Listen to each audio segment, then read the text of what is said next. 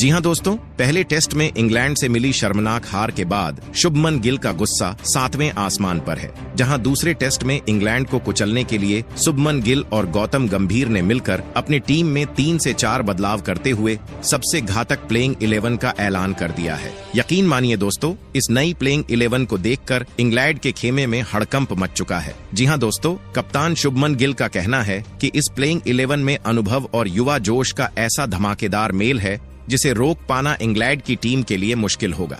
दोस्तों, यह खबर इतनी सनसनीखेज है कि आपके रोंगटे खड़े हो जाएंगे। टीम इंडिया का अंतिम 11 खिलाड़ियों का चयन सामने आ चुका है। आइए बिना एक क्षण देरी किए आपको उन 11 शूरवीरों से मिलवाते हैं जिन पर समस्त भारतवर्ष की उम्मीदें दूसरे टेस्ट के लिए टिकी हैं, जिनके बल्ले और गेंद से बर्मिंघम का मैदान गूंजने वाला है। मैं पूरे दावे के साथ कहता हूं, इस बार चयन समिति ने कुछ ऐसे नए और चमकते सितारों को मौका दिया है कि दिग्गजों के भी होश उड़ गए हैं।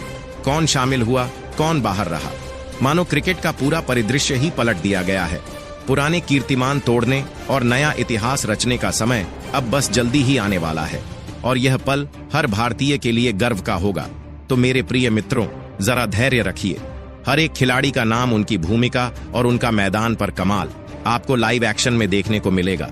तब तक अपने दिमाग के घोड़े दौड़ाइए और अनुमान लगाइए कि कौन कौन मैदान पर उतरेगा और कौन इस बार बेंच पर रहेगा। और हाँ, नीचे कमेंट में जरूर बताइए कि आपके हिसाब से किस खिलाड़ी की कमी खलेगी और कौन सा योद्धा इस बार गेम चेंजर साबित होगा। दोस्तों, यह दूसरा टेस्ट मैच ऐसा होगा कि हर गेंद पर आपके दिल की धड़कनें थम जाएंगी। हर चौके और छक्के पर स्टेडियम तालियों और हर्षोल्लास से गूंजेगा और हर विकेट पर भारतवर्ष उल्लास में झूम उठेगा। क्रिकेट का यह जुनून, यह प्रेम, यह पागलपन, यह सिर्फ एक खेल नहीं बल्कि एक भावना है जो हर भारतीय के दिल में बसती है। तो दोस्तों, कमर कस लीजिए, क्योंकि बर्मिंघम का एजबेस्टन का मैदान अब युद्ध का अखाड़ा बनने को तैयार है। भारत के इन 11 शेरों की दहाड़ सुनने के लिए न सिर्फ भारत बल्कि पूरा विश्व बेताब है और हम सब एक स्वर में पुकारेंगे, भारत की जय हो।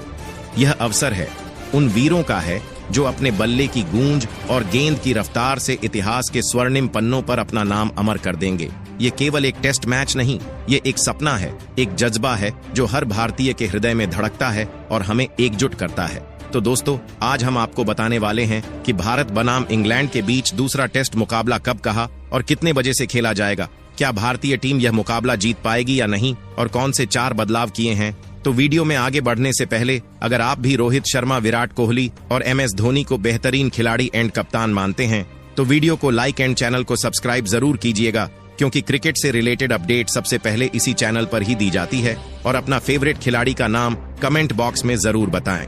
तो चलिए वीडियो को स्टार्ट करते हैं। तो दोस्तों, भारत बनाम इंग्लैंड के बीच होने वाला यह दूसरा ऐतिहासिक टेस्ट मुकाबला अब बस कुछ ही पल दूर है और मैं आपको देने वाला हूं इस महायुद्ध का हर एक रोंगटे खड़ा कर देने वाला विवरण, जो आपके क्रिकेट के जुनून को 7वें आसमान तक पहुंचा देगा। तो तैयार हो जाइए, क्योंकि यह मुकाबला सिर्फ एक खेल नहीं बल्कि 2 महान क्रिकेट संस्कृतियों के बीच प्रतिष्ठा की लड़ाई है।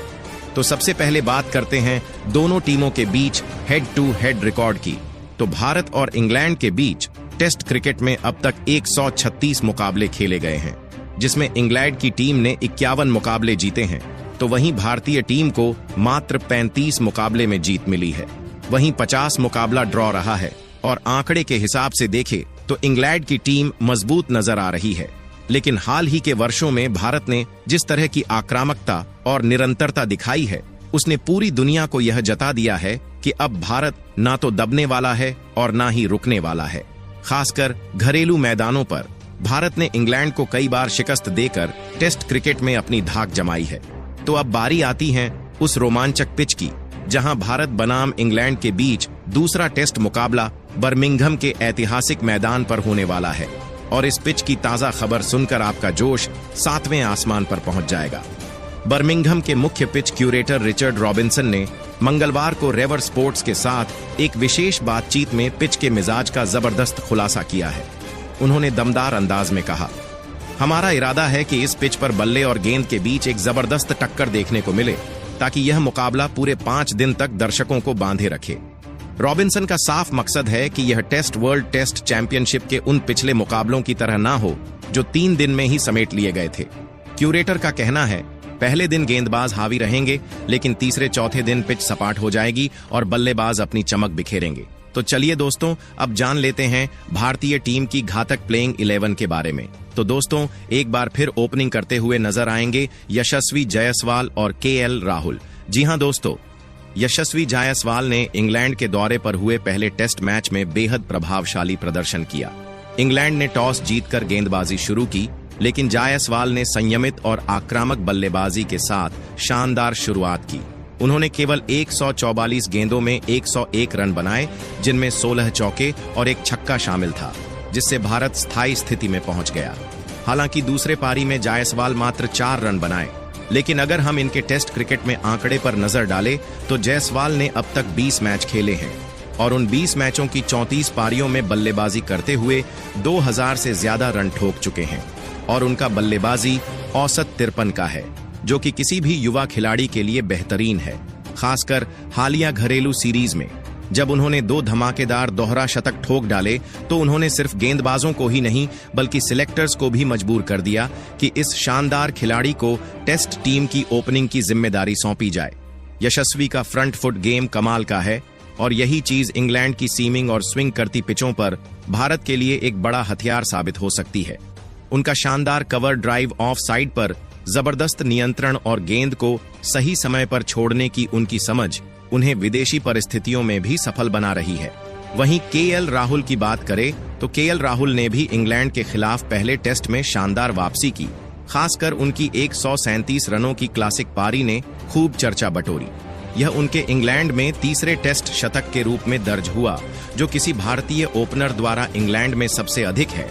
उन्होंने सौरव गांगुली, राहुल द्रविड़ और सुनील गावस्कर जैसे दिग्गजों को पीछे छोड़ा।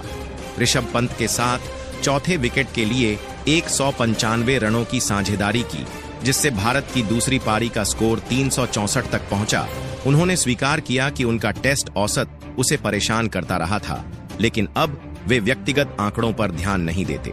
महत्वपूर्ण योगदान और खेल का आनंद ही उनकी प्राथमिकता है। मैच के बाद उन्होंने कहा कि मैं फिर से अपनी सही बैटिंग पोजीशन पा ली है। पिछले कुछ वर्ष में उन्हें विभिन्न भूमिकाएं निभानी पड़ी, लेकिन अब ओपनर के रूप में खेलकर वे बहुत खुश हैं। जबकि तीसरे नंबर पर साई सुदर्शन को एक बार फिर खेलने का मौका मिला है।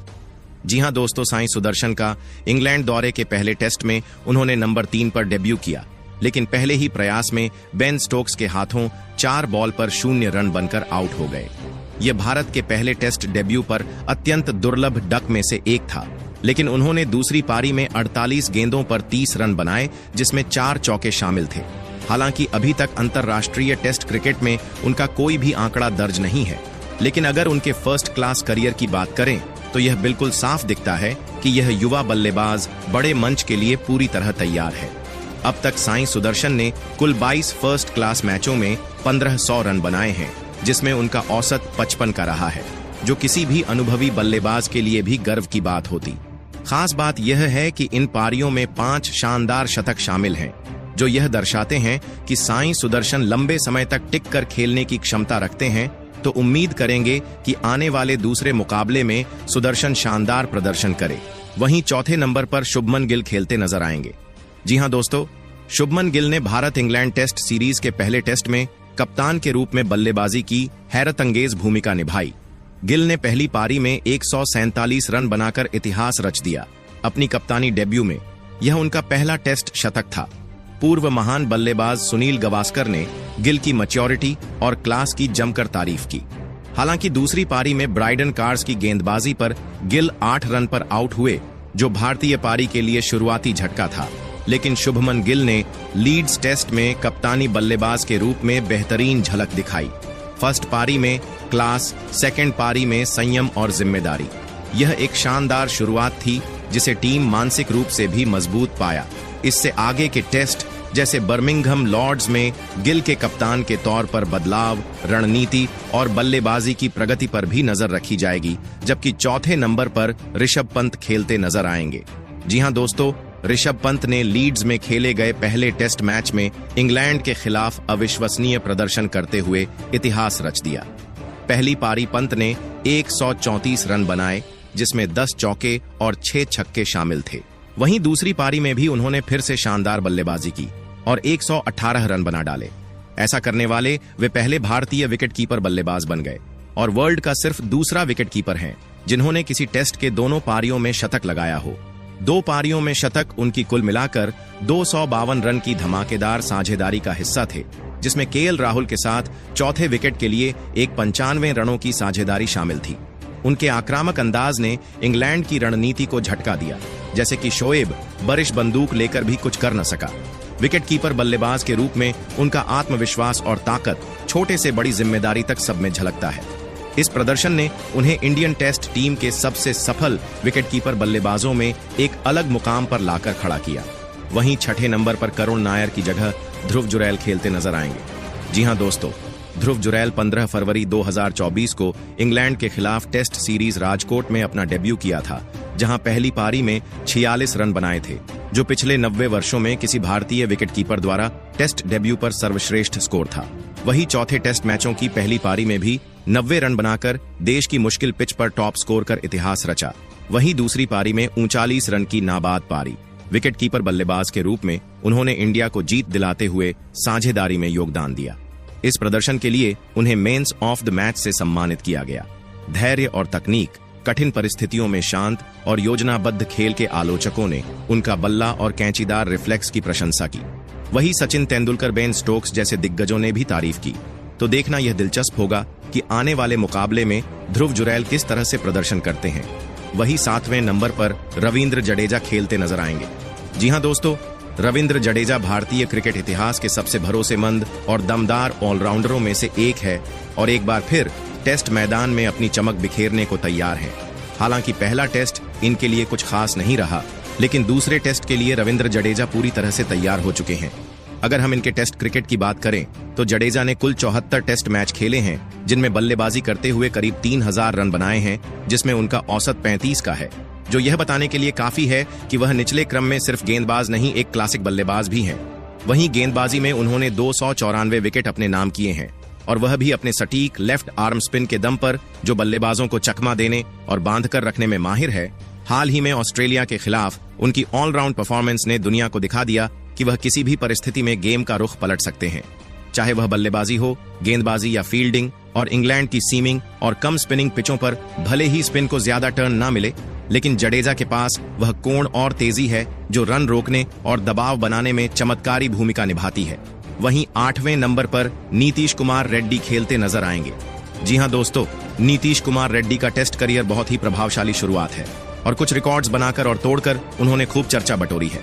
22 नवंबर 2024 को ऑस्ट्रेलिया दौरे पर इन्होंने डेब्यू किया और उस मैच के पहली पारी में उन्होंने 41 रन बनाए और दूसरी पारी में भी 38 बनाए थे, जबकि दूसरे मैच में भी नंबर 8 पर बल्लेबाजी करते हुए उन्होंने 105 रन बनाए, जिसमें 10 चौका और 1 छक्का था। यह न सिर्फ उनका पहला टेस्ट शतक था, बल्कि यह दर्शाता है कि मुश्किल परिस्थितियों में वे धैर्य और आक्रामकता का शानदार मिश्रण खेलते हैं। ऑस्ट्रेलिया दौरे पर टेस्ट में नंबर 8 या उससे नीचे के बल्लेबाज द्वारा सबसे बड़ा स्कोर। उससे पहले यह रिकॉर्ड अनिल कुंबले के नाम था, 87 रन। वहीं एक ही टेस्ट सीरीज में 8 छक्के लगाने वाले पहले भारतीय उनके नाम 8 छक्के हैं, जो माइकल वॉन और क्रिस गेल जैसे दिग्गजों से मिलते जुलते रिकॉर्ड में शामिल हैं। तो देखना यह दिलचस्प होगा कि आने वाले मुकाबले में नीतीश रेड्डी किस तरह से प्रदर्शन करते हैं, जबकि बॉलिंग की कमान संभालते हुए नजर आएंगे जसप्रीत बुमराह, मोहम्मद सिराज और प्रसिद्ध कृष्णा। तो दोस्तों, ये रहा भारतीय टीम की फाइनल प्लेइंग 11, जो गौतम गंभीर और शुभमन गिल ने दूसरे टेस्ट मैच के लिए घोषित किया है। तो आपके हिसाब से इस प्लेइंग 11 में कौन कौन से खिलाड़ियों को शामिल करना चाहिए, नीचे कमेंट बॉक्स में जरूर बताएं। तो इसी के साथ मिलते हैं अगले वीडियो में, तब तक के लिए जय हिंद, वंदे मातरम।